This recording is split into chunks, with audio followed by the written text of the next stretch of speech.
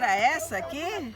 Que contava história? Senta em cima dele. Bom, eu já não sei também. Lucas, vira de frente pra Vamos pensar aí, depois vocês vão lembrar, vocês vão ver as historinhas aí, vão lembrar quem contava história. Vamos lá? Então hoje nós vamos chamar um dos personagens, né? Para contar a história para vocês aqui na praça, tá bom? Então vamos lá? Cadê será? Onde tá? Oi! Que criançada bonita! Tudo bem com vocês? Sim! Ai, vocês estão lindos! Que escola que é? Ah, é da Escola Senhora Aparecida. Vocês me conhecem? Não? Eu sou a professora Mara Santos, mas hoje eu sou a contadora de histórias e vim aqui no lugar da a Dona Benta do sítio do Pica-Pau Amarelo, não é isso, pessoal? É ou não é? Então a Dona Benta fazia o que com os afilhados dela, com o pessoal que ia no sítio? Contava a história. Cá estou eu para contar histórias, ok? Vocês gostaram? Então vamos lá. Eu quero conversar um pouquinho com vocês. Posso me sentar aqui? Quer pôr mais pra frente? Mais pra frente, né? E eu gostaria muito de falar com vocês, porque hoje é um dia muitíssimo importante para a nossa história, né? Hoje é o dia de Monteiro Lobato. Monteiro Lobato foi comemorado no dia 18, né? Então nós estamos comemorando aí a semana do Monteiro Lobato. Vocês já fizeram trabalhos na escola, tudo, né?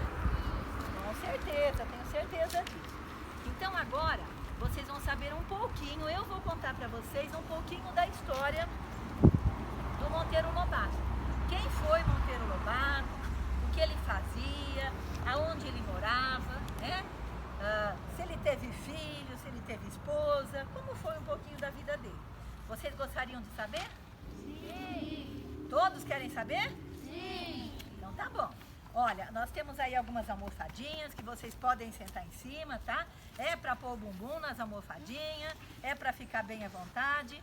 Fica um pouquinho longe um do outro, né? Porque embora a gente já está livre das máscaras por conta do Covid, mas é bom a gente manter as máscaras e também manter o afastamento, ok? Então vamos lá. Falamos um pouquinho hoje sobre Monteiro Lobato. Em 18 de abril de 1882, em Taubaté, estado de São Paulo, nasce o filho de José Bento Marcondes Lobato. É a senhora Olímpia Augusta Monteiro Lobato. É o nome dos pais dele, certo? Olímpia e José Bento. Monteiro Lobato recebe o nome de José Renato Monteiro Lobato, que por decisão própria modifica o nome mais tarde para José Bento Monteiro Lobato. Então mais tarde, quando ele tem um pouco mais de idade, ele muda o seu nome para o nome do pai, ok? E então ele tinha muita vontade de usar uma bengala. E a bengala era do pai dele, e na bengala tinha o nome do pai dele. Então isso fez com que ele tivesse aí a vontade de ter o nome do pai. Então ele criou, ele reformou, ele mudou o nome dele para o nome do pai. Ele se chamava José Renato Monteiro Lobato e passou a se chamar José Bento Marcondes Lobato, tá? Juca, ele era assim chamado. Brincava com suas irmãs menores, que era Esther e Judite. Naquele tempo, não havia tantos brinquedos. Eram toscos, brinquedos feitos de sabugo de milho, de chuchu, de mamão verde, entre outros.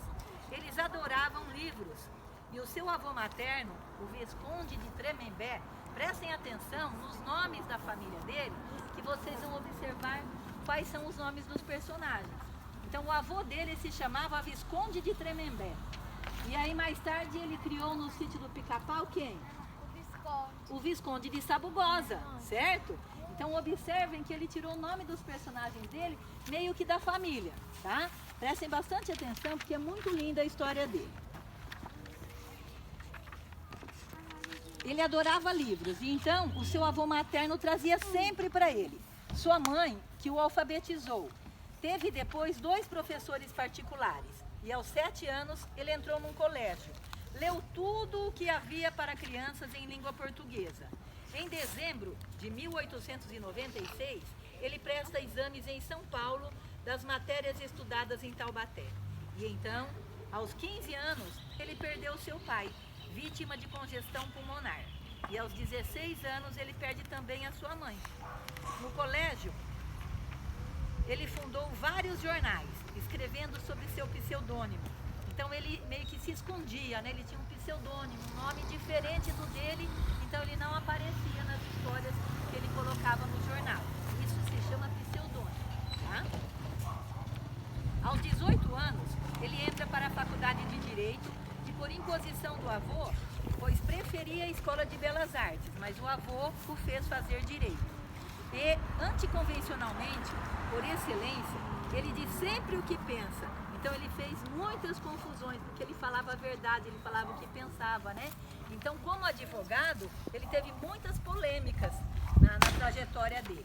Em 1904, ele recebeu o diploma de bacharel em Direito. Em maio de 1907, foi nomeado promotor em Areias, casando-se no seguinte ano com Maria Pureza da Natividade, com quem teve os filhos Edgar, Guilherme, Marta e Ruth. Então ele e mais 2 irmãs, né? Então era pai, mãe e 3 filhos. Depois que ele se casou, ele fez mais 4 filhos, certo? A família cresceu. Ele vive no interior, sempre viveu em cidades pequenas, escrevendo para jornais e revistas. Trabalhava para a Tribuna de Santos, a Gazeta de Notícias no Rio e o Fonfon, para onde também mandava caricaturas e desenhos. Caricaturas são aqueles desenhinhos que as pessoas fazem um pouquinho diferente da gente, né? Quem aqui já viu caricatura?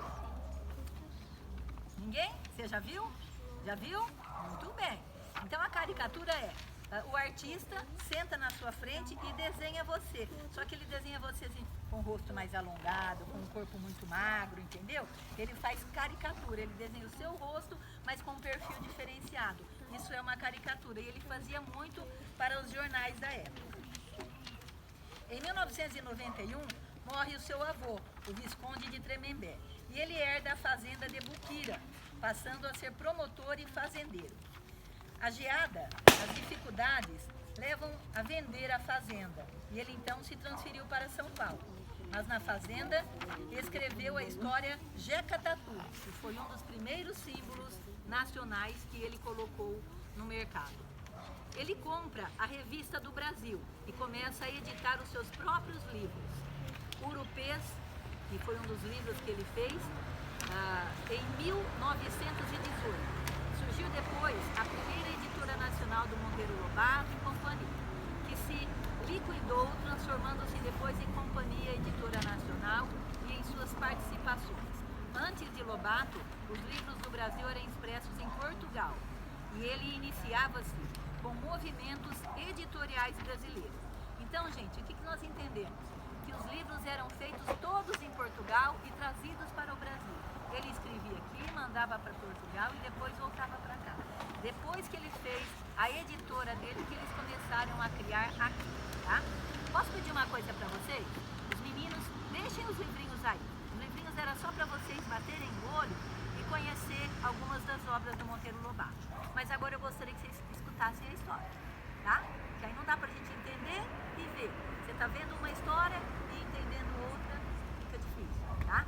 Então vamos entender agora algumas das histórias que eu separei para vocês. Gostaram de